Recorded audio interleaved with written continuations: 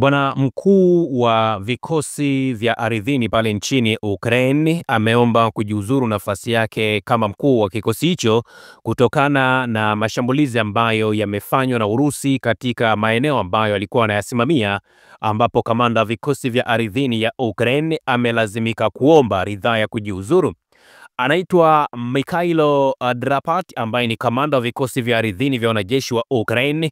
Ameandika barua yake ya kujiuzuru na kuituma kwa rais wa Ukraine Bwana Volodymyr Zelensky akisema, nimeamua kuwasilisha kujiuzuru kwangu kutoka katika wadhifa wa kamanda wa vikosi vya ardhi vya wanajeshi wa Ukraine.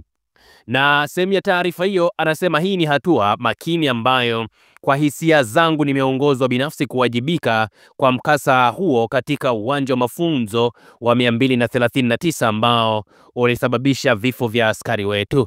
Ifahamike Bwana Drapati alisema kwamba kama kamanda kuweza kuhakikisha kikamilifu utekelezaji wa maagizo yake, akisema sikusukuma vya kutosha, sikuwashawishi, sikubadilisha mtazamo kwa askari katika safu ya mapambano au safu ambayo walikuwa wanajifunza, hali ambayo imepelekea hasara ya wanajeshi zaidi ya 12 kuuawa. Mwenendo wa askari ni muhimu, lakini jukumu la msingi daima liko kwa amri. Makamanda ndio huweka sheria, hufanya maamuzi na kuwajibika kutokana na matokeo ambayo yanatokea. Dapirai amesema kuwa kula njama na kutokujali ni sumu kwa jeshi lolote. Nilijaribu kuiondoa katika vikosi vya ardhi, lakini ikiwa majanga yataendelea kutokea, basi juhudi zangu zinaonekana hazitoshi. Anasema jeshi ambalo makamanda hubeba jukumu binafsi kwa maisha ya askari wao liko hai. Jeshi ambalo hakuna mtu anayewajibika kwa hasara hufa, na inawezekana jeshi likapotea. 12 wamefariki dunia, wengine kujeruhiwa. Hawa walikuwa ni vijana kutoka kikosi cha mafunzo. Wengi wao walikuwa kwenye makazi, walitakiwa kusoma, kuishi, kupigana, sio kufa. Pole zangu za dhati kwa familia za marehemu wote ambao wameathirika. Huyu Bwana Drapatia anasema ameanzisha ukaguzi wa hali zote za katika mkasa huo, hasa vitendo vya makamanda, lakini pia kuona namna gani ambavyo pengine inawezekana kuna usaliti ambao umefanywa miongoni mwao.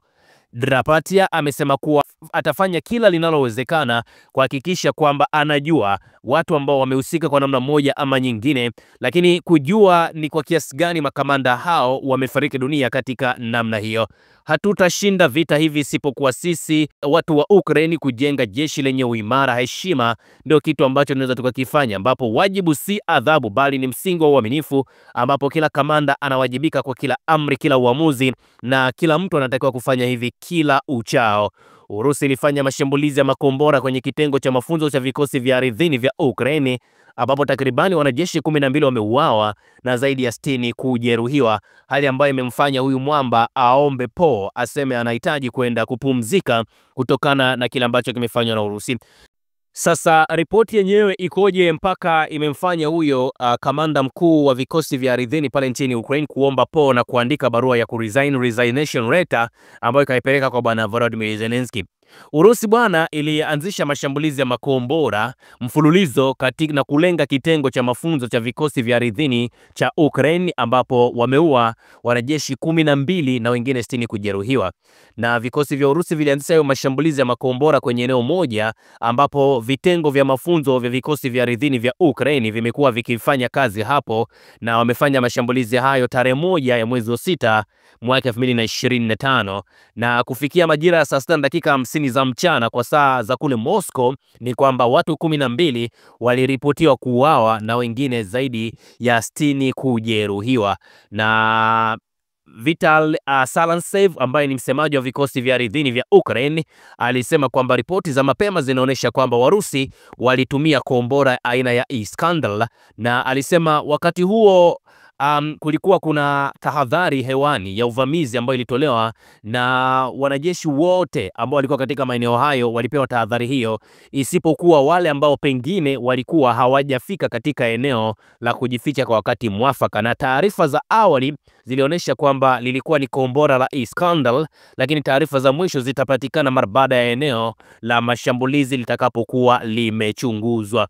hakuna mikusanyiko au mkusanyiko wa watu wengi ambao hivi sasa unaruhusiwa tena katika maeneo hayo, ambapo Mwamba anasema ifahamike kwamba hakuna makundi au mikusanyiko ya wafanyakazi ambayo ilikuwa ikifanyika baada ya onyo la mashambulizi ya anga kutolewa. Wafanyakazi wengi walikuwa kwenye makazi, waliojeruhiwa wanapewa usaidizi wote wa kimatibabu, na tume maalum imeanzishwa ili kubaini sababu za kimazingira za kutokea kwa tukio hilo, na uchunguzi rasmi umeanzishwa ambapo amri ya utendaji mashariki pia inashirikiana na mamlaka kwa ajili ya kuangalia ni watu gani ambao wamehusika kwa namna moja ama nyingine kufanya shambulizi hilo. Na mnafahamu kwamba vikosi vya Urusi vilianza hilo shambulizi kubwa katika jimbo la Kivu siku ya tarehe 31 Mei 2025 hadi Juni 2025 kwa kutumia mchanganyiko wa drone, makombora ya cruise pamoja na makombora ya ballistic katika wilaya ya Svenska, na huko nyumba kama 10 hivi ziliharibiwa. Na usiku huo wa Mei 31 hadi Juni mosi,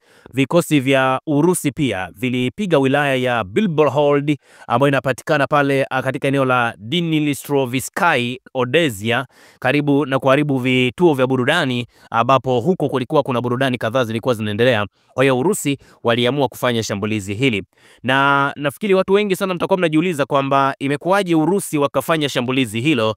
Ni kutokana na kile ambacho kimefanywa na Ukraine. Kwa wale ambao hamjui, ni kwamba Ukraine pia na wenyewe walikuwa wamefanya shambulizi ambalo lililenga eneo ambalo kuna military base ya Urusi, yani ni air base ya Urusi. Ukraine walilenga eneo hilo, kitu ambacho kimewachukiza sana Warusi, wakajikuta wanalazimika kuwajibu yani kama wanamuua mwizi.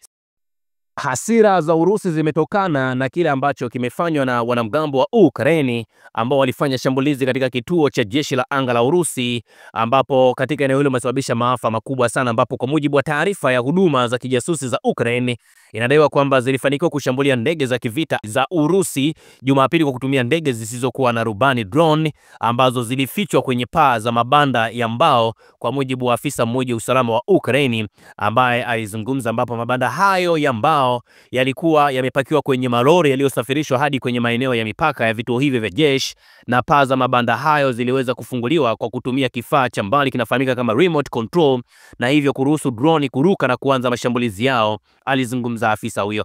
Afisa huyo ambaye amezungumza kwa masharti ya kutotajwa jina amesema mashambulizi yalilenga vituo 4 vya anga siku ya Jumapili, ambapo jumla ya ndege zisizokuwa na rubani za Ukraine zilishambulia maeneo mengi, lakini zile za Urusi, ndege za kivita 41 ziliharibiwa, na video ambazo zimechapishwa zinaonesha kwamba Urusi na ndege zake za kivita ambazo nyingi ni zile ambazo zinafanana na mabomu zilikuwa zimeharibiwa vibaya mno. Gavana mkuu Igor Kobzev akasema kwamba shambulio la drone kwenye kambi ya kijeshi karibu na kijiji cha Srednaya kilicho karibu na kituo cha Belaya, lakini hajasema ni nini ambacho kililengwa, akisema drone zilirushwa kutoka kwenye lori, na lori hilo kama nilivyokuambia lilikuwa ni lori ambalo lilikuwa limebeba material kwa ajili ya kuwezeka mapaa. Na shambulizi hilo la drone la kwanza kufanywa na Ukraine kwa umbali mrefu kiasi hicho kutoka katika mstari wa mapambano zaidi ya kilomita 4300 nje ya uwezo wa kawaida wa drone au makombora ya masafa marefu ambayo yapo pale nchini Ukraine. Kwa hiyo kwa namna moja ama nyingine ni kwamba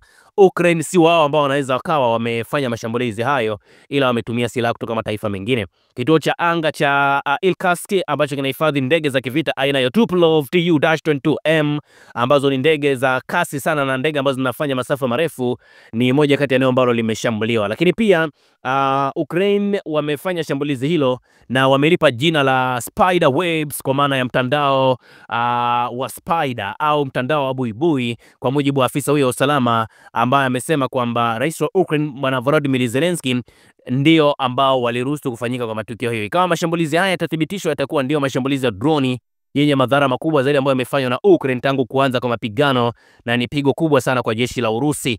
Na kwa mujibu wa taarifa ambazo tumeziona, kuna video ambazo zimechapishwa ambazo wanashindwa kuziweka hapa kutokana na unyeti wake, ambapo ndege kadhaa za kivita kama vile Tu-95 zilishika moto kutokana na mashambulizi hayo ambayo yamefanywa na Ukraine pale nchini Urusi. Kwa hiyo Warusi na wenyewe waliona okay, sio mbaya, ngoje kwanza turudishie kila ambacho kimefanywa na wa Ukraine sasa tunaona Ukraine wanalalamika sana kiasi ambacho kimemfanya mpaka huyo kamanda wa vikosi vya ardhini kuresign, akisema anaona hajatimiza majukumu yake vizuri zaidi, ambao amepelekea vifo vyao wanajeshi wasiopungua 12, lakini kumbe wao ndio ambao walianzisha hilo varangati la kupambana na hiyo serikali ya Urusi. Usisahau kusubscribe, like na kubonyeza alama ya kengele. Asante.